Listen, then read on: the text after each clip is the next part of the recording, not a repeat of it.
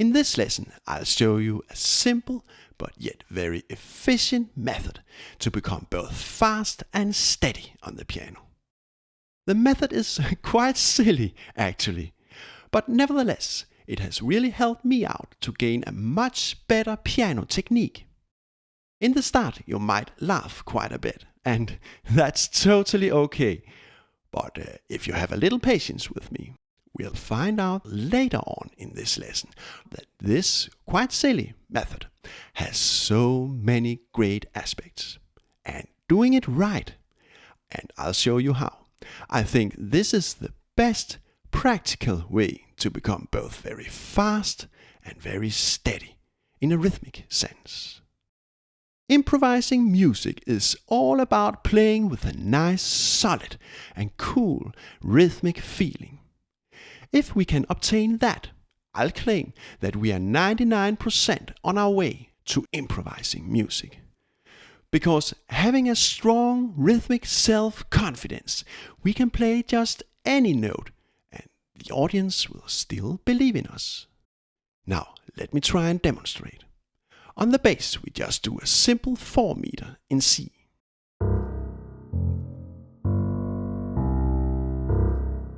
And look, we can actually play every single key in the right hand if we just do it steadily with a strong rhythmic self-confidence. So, I'll try my best now.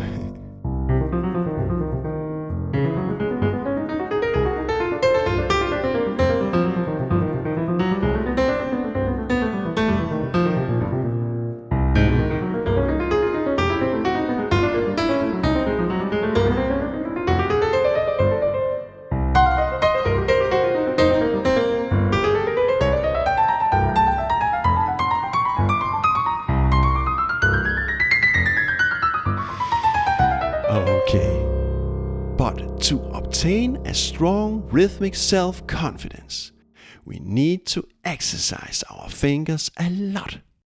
And my problem is that I do actually not sit by my piano very often. Many times I have to do other stuff. And I must also admit, sitting by the piano too long, I just tend to get a little bored. Well, I don't know if you share this feeling with me.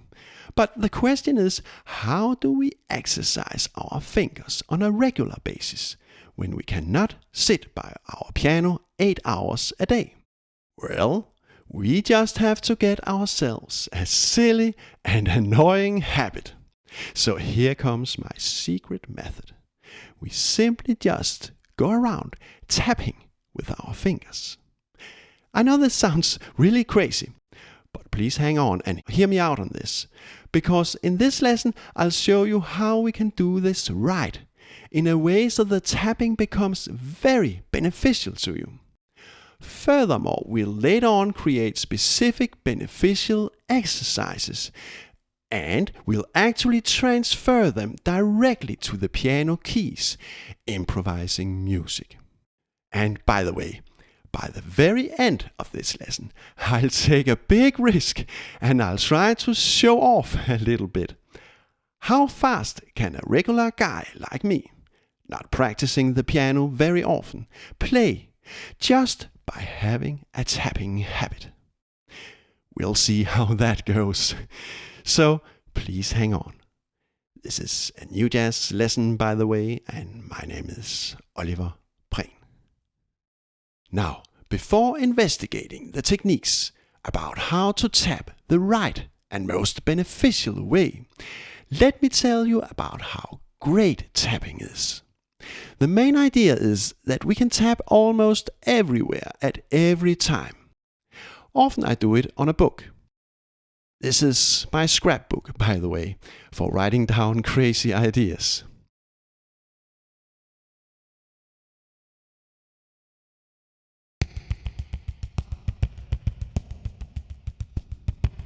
But we can also do it on a table, on the wall, or discreetly on the leg, on our thumb, waiting for the bus, in the bus, or just walking in the forest. So by tapping we can increase our practice time a lot, and by doing the tapping the right way, as I'll show you in just a minute, we can really improve our rhythmic steadiness and speed. By tapping we build up a strong connection between fingers and brain, so to speak. But don't stress about it. Do the tapping only when you feel for it. Tapping just a little bit every day can also help you a lot. You keep your fingers moving, so to speak. So, try it out. Now, let's talk tapping techniques. The thing is that we have to tap in the right way to really benefit from our silly habit.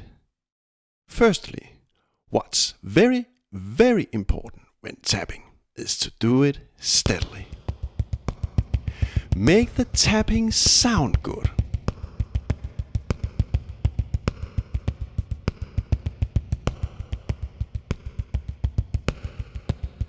Do it slowly. It's so much better and beneficial to tap slowly but steadily than to tap fast and unsteadily.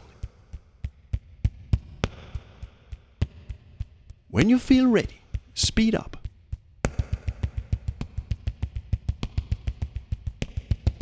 But if you get unsteady in the slightest, slow down again. Don't rush anything. Secondly, if you feel any tension in your arm or hand, stop immediately. Just for a few seconds, until all your muscles are once more relaxed. And then continue your tapping. Don't ever keep on if you have any tensions. So we just do as many small breaks as we need. It's a sort of reflex we build up. Tension, stop. Relaxed, start. Tension, stop. Relax, start. In that way we educate our brain, so to speak, to always do everything relaxed, cool and easy. If we want to learn to play really fast, that's the only way forward. Thirdly, it's a good idea on a regular basis to check out that you have no unwanted twitches.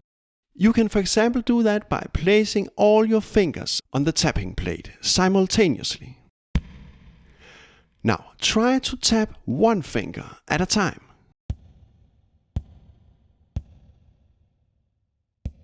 And look at the other fingers. They are not allowed to move at all. The fourth ring finger is the hardest one, I think.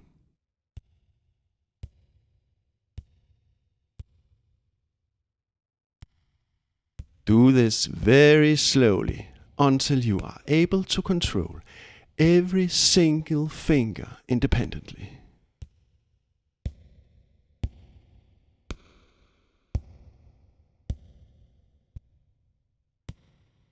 And remember to keep on doing this twitch checkout on a regular basis. By the way, this checkout is very silent and therefore very suitable when we have to be discreet, like at the library or at the dinner table if your husband or wife gets too annoyed about the constant tapping.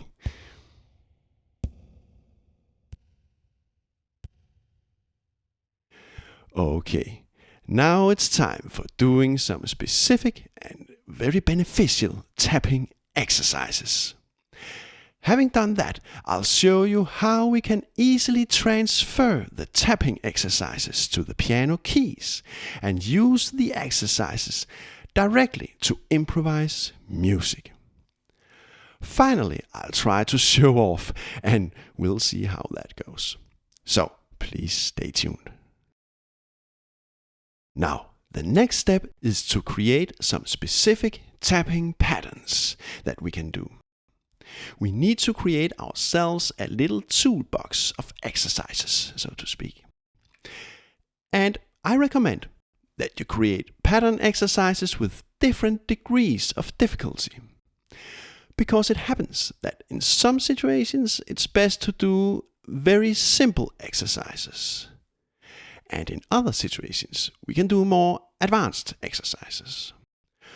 For example, when watching a movie and we actually want to keep up with the storyline, then it's probably best to do a very simple exercise. We can, for example, tap our fingers just in a row like this.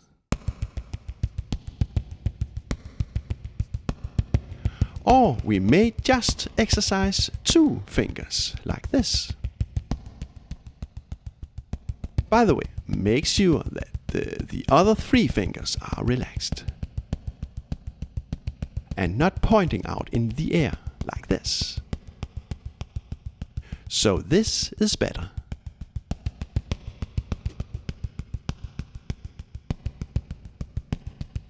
Now, if we can't fall asleep at night, I think that there's nothing better than to practice something more advanced. Actually, these tapping exercises can really make me calm down. Tapping really clears my head. It's pure meditation. And often I fall asleep shortly after.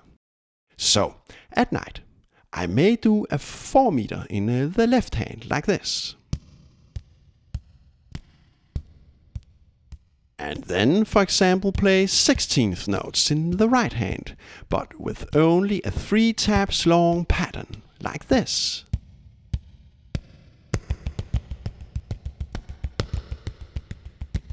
This is fun.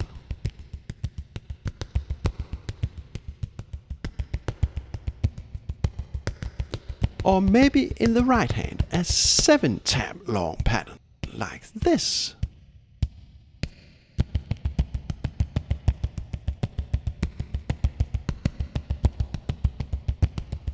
Well, the possibilities for making our own specific exercises are endless. And before transferring our tapping exercises to the keys, playing music, let's also do a totally free exercise.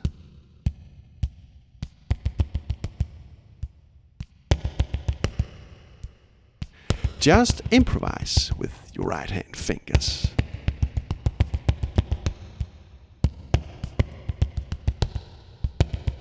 This is probably the most important exercise we can do, actually.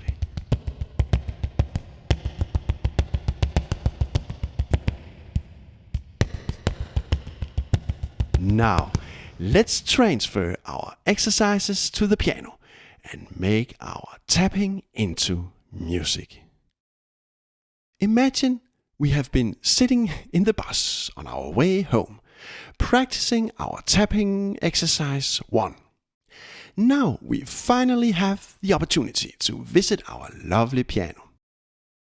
So, what sound can we make out of our tapping exercises?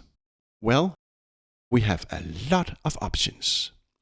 But what about playing a pentatonic hand grip and try this out?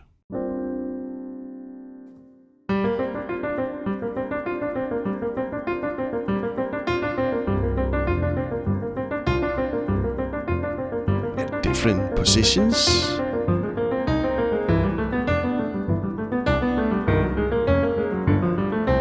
Yes, I can really feel how my tapping practice has improved my piano skills a lot already.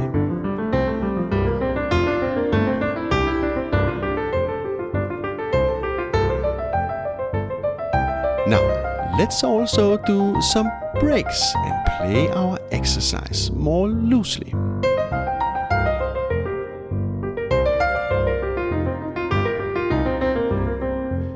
Just play around. Have fun with this.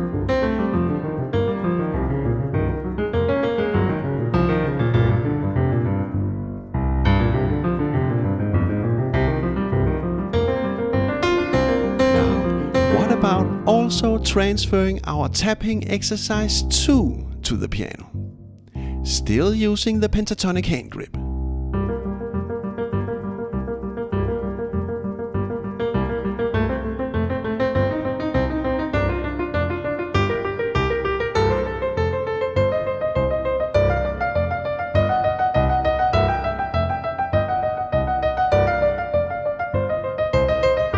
Now loosen up a little.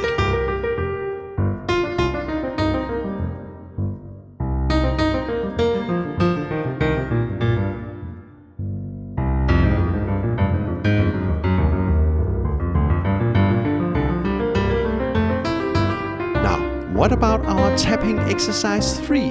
We have been practicing, hopefully not all night.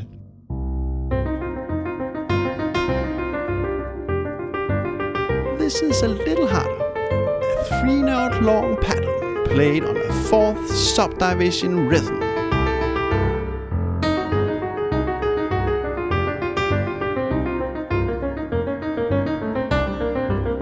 And let's loosen up.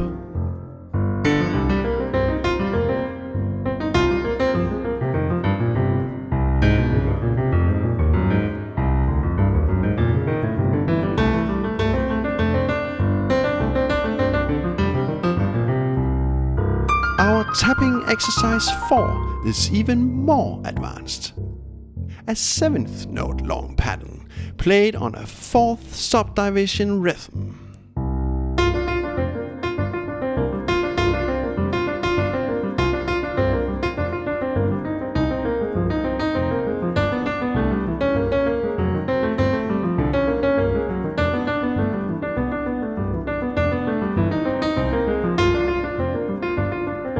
Let's loosen up.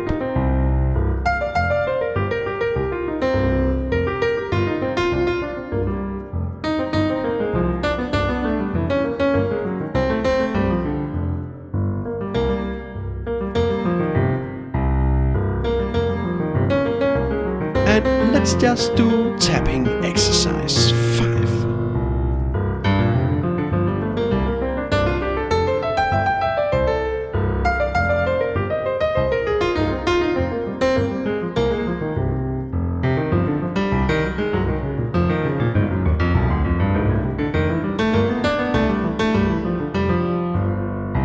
It's when translating our tapping exercises to the piano keys that we can really feel how much we have actually gained from our quite silly tapping habit. It's now our hard work pays off.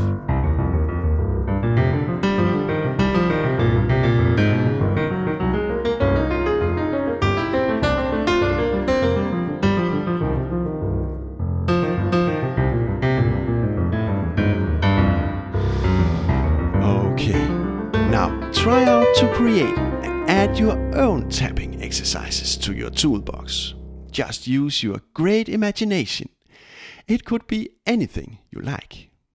Now, very soon, I'll do a really crazy experiment, just for fun, taking the risk and trying to play quite fast. It may just go terribly wrong. But before I do that, let me just give you all a big thank you for all the likes, nice comments, and the voluntary donations that keep me going. You know, all New Jazz stuff is free, public, and for everybody, money or no money. I have no paywalls. But if you feel for it, you are of course so much welcome to make a small voluntary donation to help keep me going. Now, here by the end of this lesson, we should have some meaningless fun. So, if you are up to it, please stay tuned. Now, for approximately half a year, I have practiced the tapping exercise 1, a great deal. So let's hear out how fast I can do it on the keys. This makes no sense at all, I know. I just feel like showing to you that being the lucky owner of a silly tapping habit has actually been very beneficial to a silly guy like me. And we should also just have some meaningless fun now and then, don't you think so? By now it's also only about 5% of the audience that is left. The hardcore audience. So I guess it's okay at this point to take the risk and just fail completely. Let's start the metronome at 100 beats per minute, playing 16th notes in the right hand.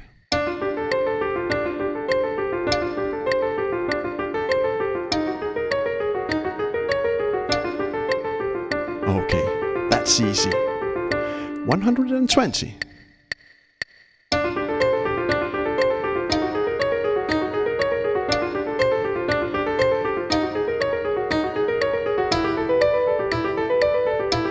130.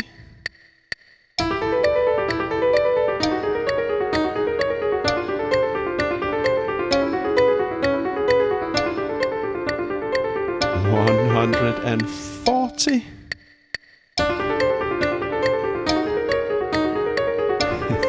Okay, not any faster, or I'll suddenly fail completely. Now I feel a little tension in my right hand, so I just take a short break. You know, as we have learned earlier. And when I'm totally sure that every muscle is 100% relaxed, I continue.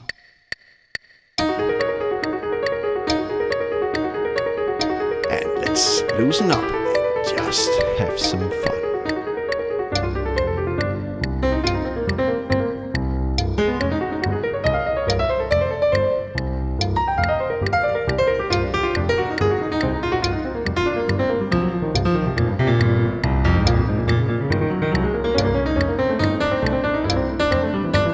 Well, this is it. See you girls and guys in about a month from now.